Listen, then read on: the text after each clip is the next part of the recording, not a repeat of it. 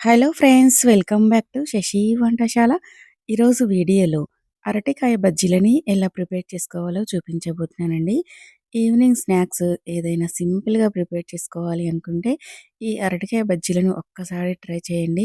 ఇవి పైన క్రిస్పీగా లోపల సాఫ్ట్గా చాలా టేస్టీగా ఉంటాయన్నమాట. మరి ఈ అరటికాయ బజ్జీలని ఎలా ప్రిపేర్ చేసుకోవాలో చూసేయండి. ముందుగా ఒక బౌల్ తీసుకొని అందులోకి ఒక కప్పు శనగపిండిని ఇలా జల్లించుకొని తీసుకోవాలి.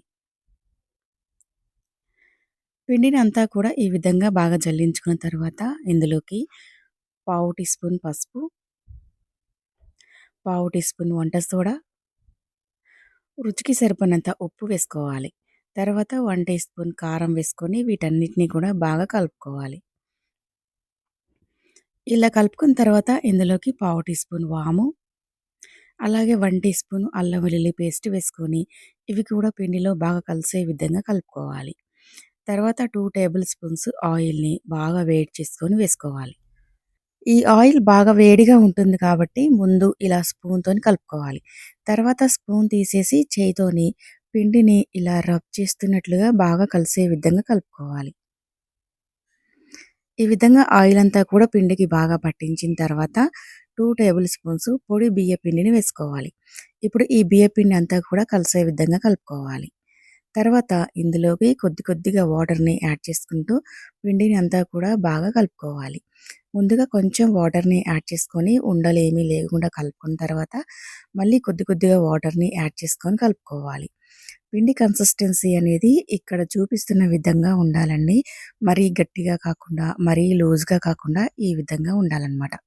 మనకి పిండి కన్సిస్టెన్సీ ఎలా ఉండాలో ఒకవేళ తెలియలేదు అనుకుంటే, ఒక స్పూన్‌ని పిండిలో ఇలా పెట్టి చూసామంటే, పిండి స్పూన్‌కి ఏ మందంలో అయితే అంటుతుందో, బజ్జీలకు కూడా ఆ మందంలో ఉంటుందనమాట. ఇలా పిండిని కలిపి పక్కన పెట్టుకోవాలి. తర్వాత నేను ఇక్కడ అరటికాయ బజ్జీలు చేయడానికి 2 పచ్చి అరటికాయలను తీసుకున్నాననమాట. ఈ అరటికాయలకి ముందు వైపు, వెనక వైపు 2 కూడా ఈ విధంగా కట్ చేసుకోవాలి. ఇలా కట్ చేసుకున్న తర్వాత ఇప్పుడు వీటికి పైన ఉన్న పొట్టుని తీసేసుకోవాలండి. మనము చాకుతోని తీస్తే పొట్టు అనేది ఎక్కువ మందంగా వస్తుందనమాట. మనము ఇలా పీలర్‌తోని తీసుకున్నామంటే మనకి పైన పల్చగా పొట్టు అనేది వస్తుందనమాట. మరీ ఎక్కువ మందంగా తీయాల్సిన అవసరం లేదండి. కొంచెం పైన గ్రీన్ కలరు ఉండేలాగా పైన పొట్టు తీసుకుంటే సరిపోతుందనమాట. ఇలా పొట్టు తీసిన తర్వాత అరటికాయని ఇలా క్రాస్‌గా పెట్టుకొని కట్ చేసుకోవాలనమాట. ముక్కలనేవి ఇక్కడ చూపిస్తున్న విధంగా క్రాస్‌గా కట్ చేసుకోండి. అప్పుడు మనకి అరటికాయ ముక్కలనేవి పొడవుగా వస్తాయన్నమాట. ఇలా అరటికాయ మొత్తం కూడా ఈ విధంగా కట్ చేసుకొని పెట్టుకోవాలి. మరీ ఎక్కువ మందంగా కట్ చేయకూడదండి. ఇక్కడ చూపిస్తున్న మందంలో ఒక పావు ఇంచు మందంలో కట్ చేసుకుంటే సరిపోతుందనమాట. ఎందుకంటే ఈ అరటికాయలు ఆయిల్‌లో వేసినప్పుడు లోపల వరకు కూడా ఉడకాలి అనుకుంటే ఇవి పల్చగా కట్ చేసుకుంటేనే లోపల వరకు ఉడుకుతుందనమాట. మందంగా కట్ చేసుకున్నామంటే అరటికాయ లోపల పచ్చి పచ్చిగా ఉంటుందనమాట. ఈ విధంగానే అరటికాయ ముక్కలన్నీ కూడా కట్ చేసుకొని పెట్టుకొని, ఇప్పుడు మనం ముందుగా పిండిని కలిపి పెట్టుకున్న పిండిని మళ్ళీ ఒకసారి అంతా బాగా కలుపుకోవాలి. ఇప్పుడు ఈ పిండిలోకి ఒక్కొక్క అరటికాయ ముక్కను తీసి, ఈ అరటికాయకి ఇలా పిండి అంతా కూడా బాగా కోటయ్యే విధంగా 2 వైపులా కూడా పిండిలో ముంచి ఈ విధంగా తీసుకోవాలనమాట.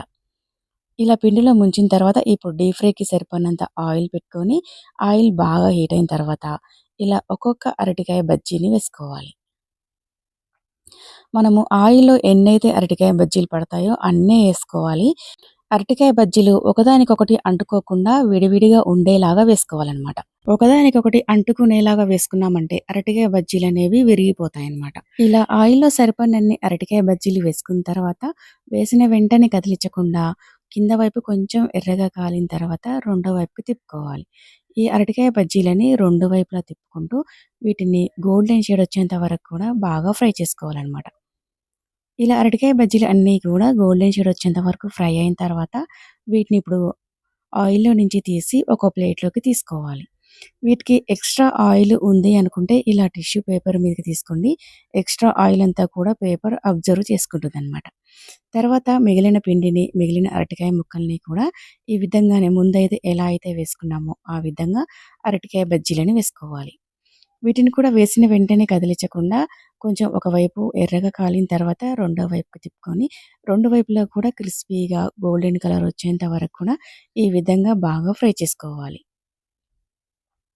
ఇలా బాగా ఫ్రై చేసుకున్న అరటికాయ బజ్జీలు అన్నిటిని కూడా ఇప్పుడు ఆయిల్‌లో నుంచి తీసి సర్వింగ్ ప్లేట్‌లోకి తీసుకొని సర్వ్ చేసేసుకోవాలి. అంతేనండి. ఎంతో సింపుల్‌గా ప్రిపేర్ చేసుకునే అరటికాయ బజ్జీలు రెడీ అయిపోయాయి. ఇవి చాలా తక్కువ టైంలో ప్రిపేర్ చేసుకోవచ్చు. అలాగే ఈ అరటికాయ బజ్జీలు పైన క్రిస్పీగా, లోపల సాఫ్ట్‌గా చాలా టేస్టీగా ఉంటాయన్నమాట. ఈవినింగ్ స్నాక్స్ అప్పటికప్పుడు చాలా సింపుల్‌గా ఏదైనా స్నాక్స్ ప్రిపేర్ చేసుకోవాలి అనుకుంటే, ఈ అరటికాయ బజ్జీలని మీరు కూడా ఒకసారి తప్పకుండా ట్రై చేయండి. ఎప్పుడు కావాలంటే అప్పుడు చాలా ఈజీగా ప్రిపేర్ చేసుకోవచ్చు. మరి మీకు ఈ వీడియో నచ్చితే లైక్ చేసి, షేర్ చేసి, సబ్స్క్రైబ్ చేయండి. Thanks for watching.